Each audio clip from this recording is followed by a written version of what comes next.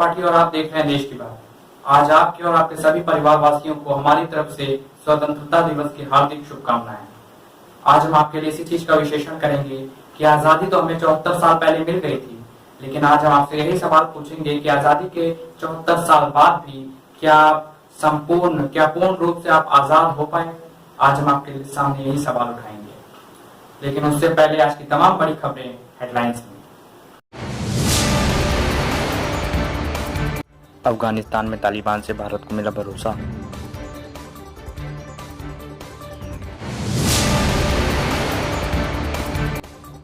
TMC के खिलाफ BJP ने बनाया अधिकार दिवस। नागपंचमी में चांदी के पालने में झूले रामलला।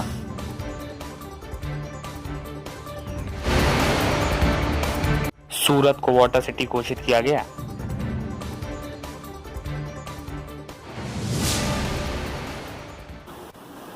अब हम इस बात पे चर्चा करेंगे कि 73 साल पहले आजादी हासिल करने के बाद आखिर हम लोग कहां भटक गए, क्योंकि आज जश्न मनाने का दिन तो है ही, लेकिन आज कुछ सोचने का भी दिन है। आज ये सोचने का दिन है कि अपने आसपास जब आप चारों तरफ अपने आप देखते हैं तो क्या अपने आप देश की स्थिति से खुश हैं? क्या आपको ऐसा लगता है कि जिन लोगों ने आजादी के लिए अपनी जान की बाजी लगाई, उन लोगों ने ये कभी सोचा होगा कि भारत ऐसा देश बनेगा? आजादी के बाद हम अनुशासन में नहीं रह पाए, जिसकी वजह से लंबे संघर्ष के बाद ये आजादी एक तरीके से अराजकता में बदल गई। आज हम अपने चारों तरफ जो अराजकता और समस्याएं देखते हैं वो इसी अनुशासनहीनता का नतीजा है। लेकिन आप में से ज्यादातर लोगों को शायद इस बात का एहसास ही नहीं होगा कि अंग्रेजों से जो हमें आजादी मिली थी उसमें सबसे बड़ी भूमिका अनुशासन की थी। इस संदर्भ में आज हम आपको एक छोटी सी कहानी सुनाना चाहेंगे। सितंबर 1920 में महात्मा गांधी ने अंग्रेजों के खिलाफ असहयोग आंदोलन की शुरुआत करी थी। आपने इतिहास की किताबों में पढ़ा होगा। और अंग्रेजों से पहले उन्होंने पहली बार पूर्ण स्वराज मांगा था। इस शांतिपूर्ण आंदोलन में अंग्रेजी हुकूमत को परेशान कर दिया था, लेकिन 2 वर्ष बाद गोरखपुर के चौरी चौरा में भीड़ ने एक पुलिस चौकी को आग लगा दी और इसमें 22 पुलिसकर्मी मारे गए। लोगों ने अनुशासन तोड़ दिया, क्रांतिकारियों ने अनुशासन तोड़ दिया और गांधी जी ने इससे आहत होकर यह आंदोलन वापस ले लिया। अगर लोगों के अनुशासन तोड़ने पर इस आंदोलन को अचानक इस तरीके से वापस नहीं लिया जाता तो हो सकता है भारत को जो आजादी 1947 में मिली वो 2 दशक पहले ही मिल जाती। ऐसा हो सकता है, बहुत सारे लोग ऐसा मानते हैं। यानी भारत को अराजकता की एक घटना, अनुशासनहीनता की एक घटना की बहुत बड़ी कीमत चुकानी पड़ी। लेकिन ऐसा लगता है कि भारत के लोग आजादी के बाद भी अनुशासन को अपने जीवन का हिस्सा कभी बना ही नहीं पाए। हम आपको इसके आज कुछ उदाहरण देना चाहते हैं, फिर आप खुद सोचिएगा। आज भी हमारे देश में लाइन में लगना एक अपमान माना जाता है। आज भी हमारे देश में लाइन तोड़ना एक फैशन है। हर व्यक्ति यह सोचता है कि और लाइन तोड़कर आगे कैसे निकल जाए। और हमारे देश में किसी वीआईपी से तो आप ये उम्मीद करिए ही मत कि वो लाइन में लगने को तैयार हो जाएगा। अगर कोई अनुशासित व्यक्ति लाइन तोड़ने वाले को उसी गलती का एहसास करा भी दे तो नियम तोड़ने वाला व्यक्ति या तो लड़ने लगता है या तो अपनी हैसियत की ढोंस जमाता है। यह कहता है कि तुम जानते नहीं हो मैं कौन हूं। यानी हमारे देश में जो लोग अपने आप को वीआईपी समझते हैं उन्हें आप अगर लाइन में खड़े होने के लिए कह दें तो उन्हें लगता है कि आपने उनका अपमान कर दिया। और ये बात आपने अपने जीवन में हर बार हमेशा महसूस करी होगी। अनुशासन तोड़ने की इसी आदत की वजह से भारत सड़क दुर्घटनाओं की वजह से दुनिया में पहले नंबर पे, क्योंकि हमें सबसे पहले पहुंचना होता है। हम दूसरों की सहूलियत पर ध्यान नहीं देते, हम खुलेआम नियम तोड़ते हैं। 2018 में 1,51,000 लोगों की मौत सड़क दुर्घटना से हुई थी और इसके लिए अनुशासनहीनता सबसे ज्यादा जिम्मेदार थी। हम ट्रैफिक के नियमों का पालन नहीं करते, हम हेलमेट नहीं पहनना चाहते, हम रॉन्ग साइड चलते हैं, हम दूसरों की तरफ देखते भी नहीं, क्योंकि हमें ये ऐसा लगता है कि पहले पहुंचने का अधिकार सिर्फ हमारा ही है। इसी तरह भारत के लोग मिलावट को भी अब अनैतिक नहीं मानते। मिलावट भी हमारे जीवन का एक हिस्सा बन चुका है और हमने इसे स्वीकार कर लिया है। Food safety and standards authority of India की वर्ष 2018 की एक रिपोर्ट के मुताबिक भारत में बिकने वाले 68.7% दूध की जो गुणवत्ता होती है वो मानकों पर खरी नहीं उतरती। ये हाल तब है जब विश्व स्वास्थ्य संगठन ये चेतावनी दे चुका है कि अगर भारत में दूध की क्वालिटी को सुधारा नहीं गया तो वर्ष 2025 तक यानी अब से 4 साल बाद भारत के 85% आबादी को कैंसर जैसी भयंकर बीमारियां हो सकती हैं।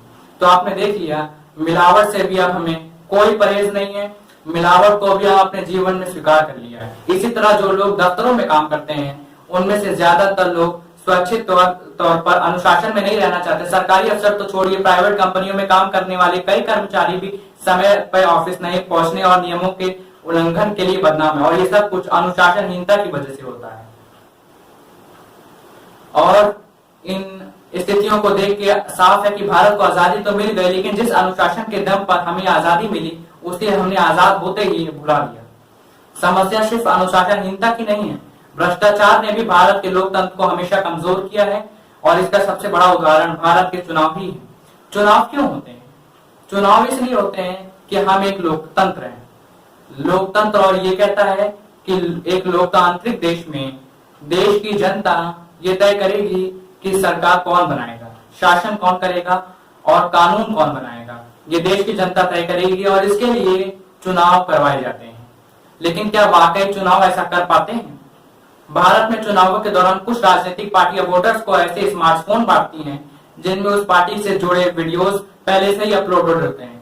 लोगों को लुभाने के लिए कंबल बांटे जाते हैं, कैश बांटा जाता है, शराब बांटी जाती है, यहाँ तक कि अलग अलग राज्यों में मुफ्त जानवर तक बांटे जाते हैं। इसके अलावा आरक्षण, जाति, धर्म और तुष्टीकरण के जरिए भी तो चुनाव जीते जाते हैं। ये चुनाव जीतने के कुछ ऐसे फॉर्मूले हैं, लेकिन क्या आपको लगता है कि ये सारे फॉर्मूले अपनाने के बाद अगर कोई पार्टी चुनाव जीतते भी है तो क्या उसे सही मायनों में लोकतांत्रिक माना जा सकता है?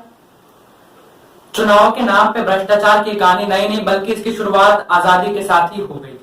वर्ष 1952 में पहली बार देश में लोकसभा चुनाव हुआ था, और 1952 के पहले लोकसभा चुनाव में नियम तोड़ने के 1250 मामले दर्ज किए गए थे। वर्ष 1954 में जब धांधली वाले 42 पोलिंग स्टेशन पर फिर से वोट डाले गए तो बूथ कैप्चरिंग और नियम के उल्लंघन के मामले बढ़कर 6358 हो गए। यानी शुरू से ही ये सब चल रहा है।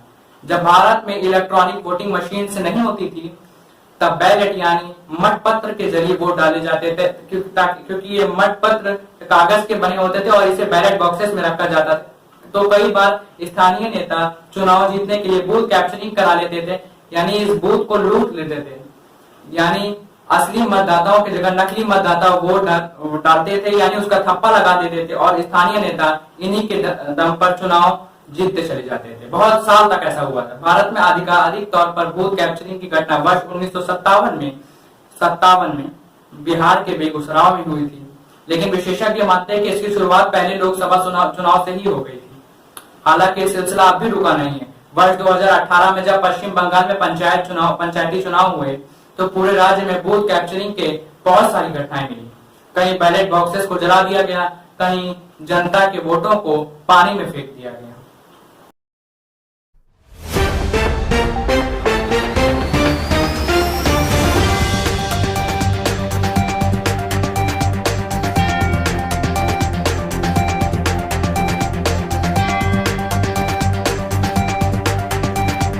अब हम आपको कुछ तस्वीर दिखाते हैं। ये देखिए, पुरानी तस्वीर है।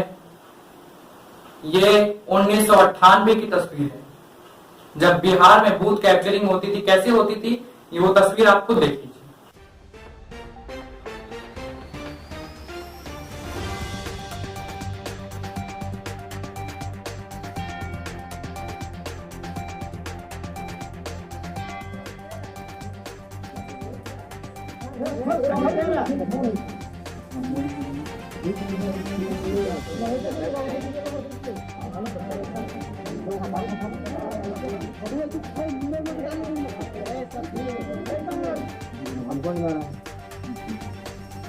आपका क्या नाम हुआ? यह तस्वीर हमने आपको दिखाई, ये बिहार की राजधानी पटना की तस्वीर है 1998 में, जब यहाँ बूथ कैप्चरिंग हुई थी और ऐसे ही चुनाव जीते जाते थे। लेकिन जब देश में पहले लोकसभा चुनाव हुए थे, तब देश की जनता ने कई बड़े नेताओं को भी हरा दिया था, जिनका उन समय राजनीतिक कद बहुत बड़ा था। और इनमें हमारे देश के संविधान निर्माता डॉक्टर भीमराव अम्बेडकर, आचार्य कृपलानी और मनमोहन सहगल जैसे नेता भी शामिल थे। मनमोहन सहगल देश के पहले प्रधानमंत्री जवाहरलाल नेहरू की रिश्तेदार थी। अब ये नेता क्यों हारे, ये हम नहीं कह सकते। या तो ये नेता हमारे देश में चुनावी गणित को समझ नहीं पाए, या ये नेता समझ नहीं पाए कि चुनाव जीतना भी एक कला होता है और उस कला को ये सीख नहीं पाए, या फिर देश की जनता इनसे इतनी नाराज थी कि उन्होंने इन्हें चुनाव हरवा दिए। यानी ये विषय विवाद का हो सकता है कि ये नेता इनको चुनाव जनता ने हरवाया था या किसी और ने इन्हें जानबूझ के जीतने नहीं दिया, यानी ये चुनाव खुद हारे थे या इन्हें हरवाया गया था। भारत में न सिर्फ आजादी के बाद अनुशासन को भुला दिया, बल्कि धीरे धीरे अपनी पहचान को भी तिरस्कार कर दिया। हम आजादी की बात तो करते हैं, लेकिन हम बहुत सारी भेड़ियां ऐसी हैं जिनमें हम आज भी आजाद नहीं है। कोई वो पहचान जिसे हासिल करने के लिए भारत ने 200 वर्षों तक संघर्ष किया। इसी पहचान का सबसे महत्वपूर्ण हिस्सा होता है भाषा।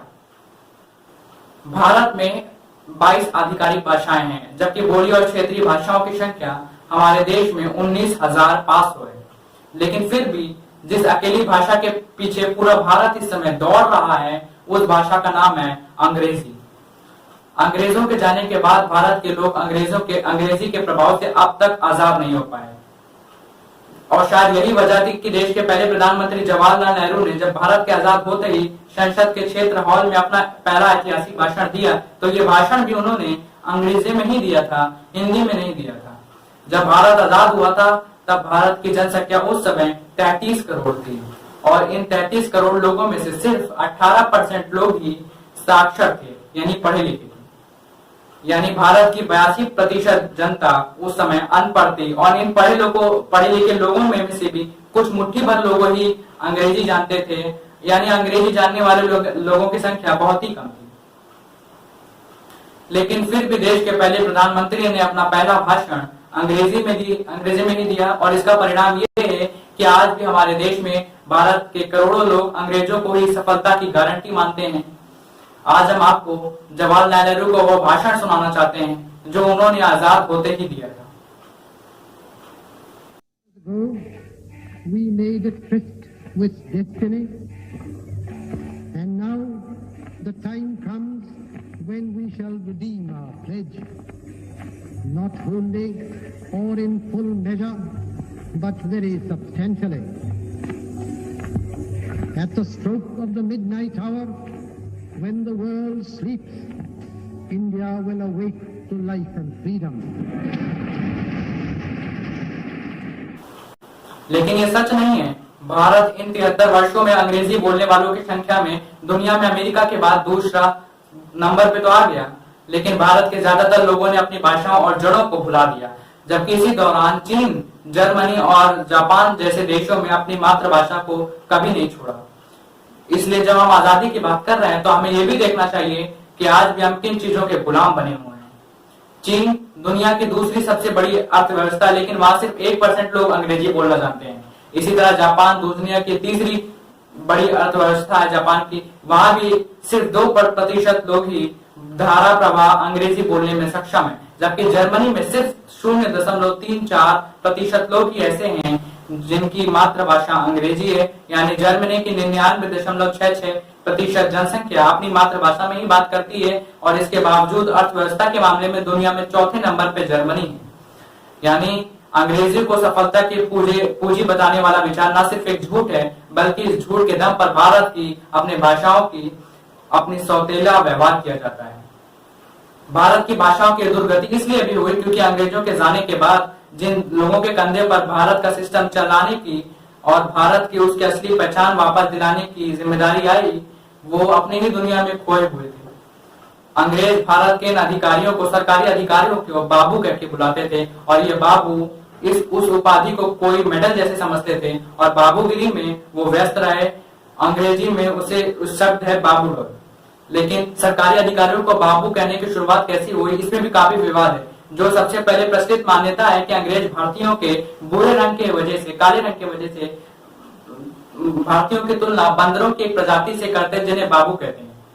इस प्रजाति के बंदर भी भूरे रंग के होते हैं, ब्राउन होते हैं, लेकिन धीरे धीरे बबूल शब्द बाबू में बदल गया, और भारत के सरकारी अफसरों ने इसे किसी तरह सम्मान की तरह स्वीकार कर लिया, किसी पदवी की तरह स्वीकार कर लिया। आपको यह भी याद होगा किसी जमाने में बाबू शब्द किसी उपाधि के तरह माना जाता था। लोग अक्सर उस व्यक्ति के नाम के आगे बाबू लगाया करते थे। यानी अंग्रेजों ने जिस शब्द के जरिए भारतीयों के रंग और पहचान का मजाक उड़ाया, उस शब्द से हमें गर्व की अनुभूति होने लगी। अंग्रेजों की गुलामी का असर सिर्फ हमारी भाषा पे नहीं पड़ा, बल्कि हमारी संस्कृति पर भी धीरे धीरे अंग्रेजी का रंग उतरता चला गया। और यही वजह है कि भारत में आज भी बहुत सारे लोग अंग्रेजों को अपना वैचारिक पूर्वज मानते हैं।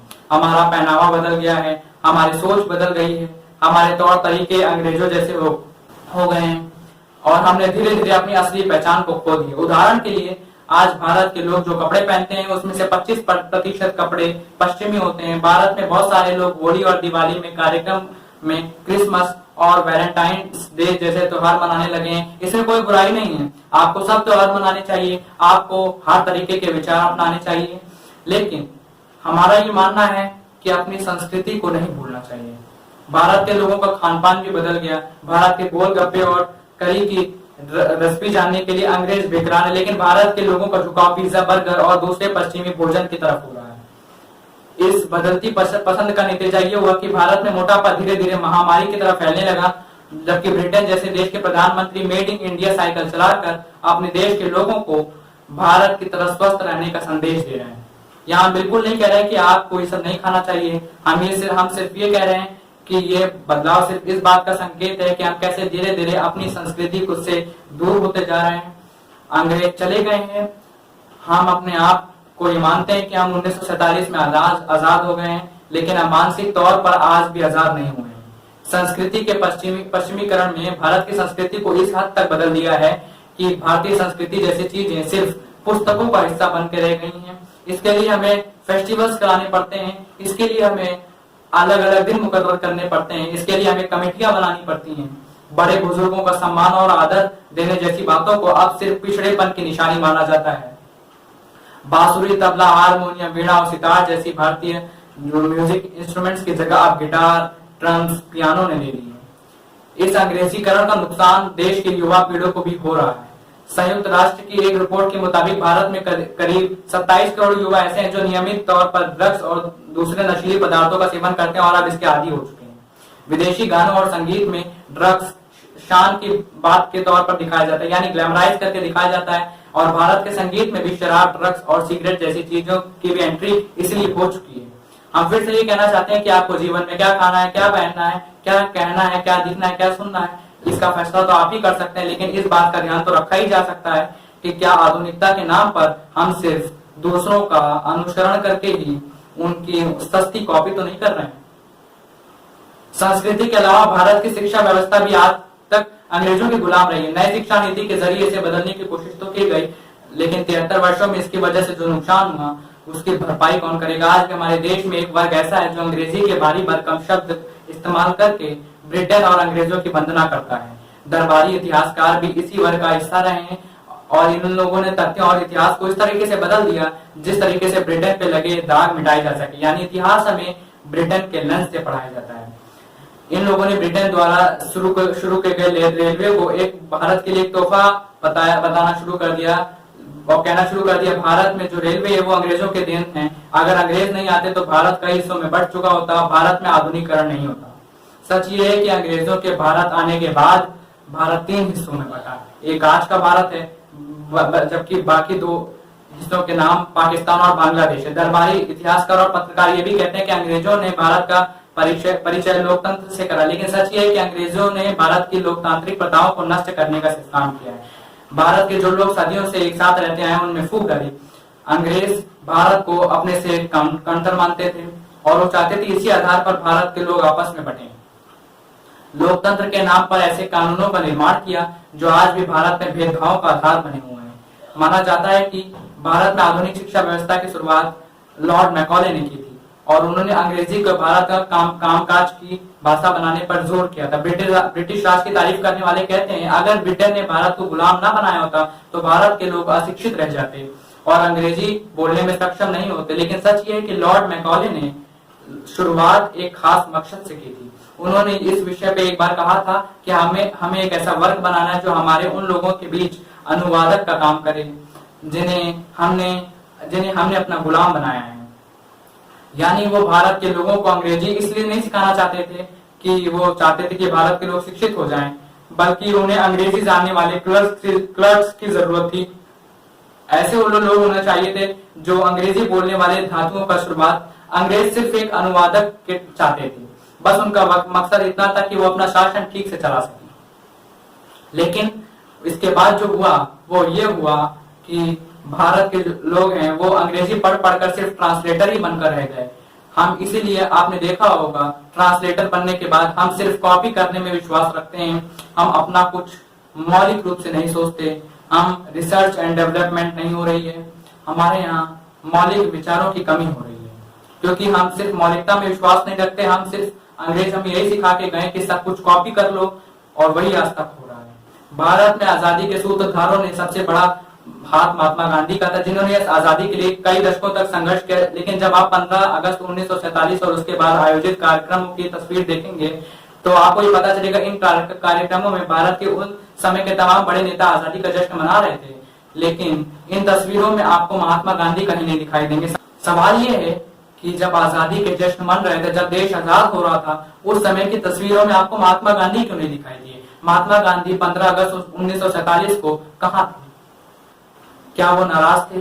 क्या वो नहीं चाहते थे कि इस तरह के से हमें आजादी मिले?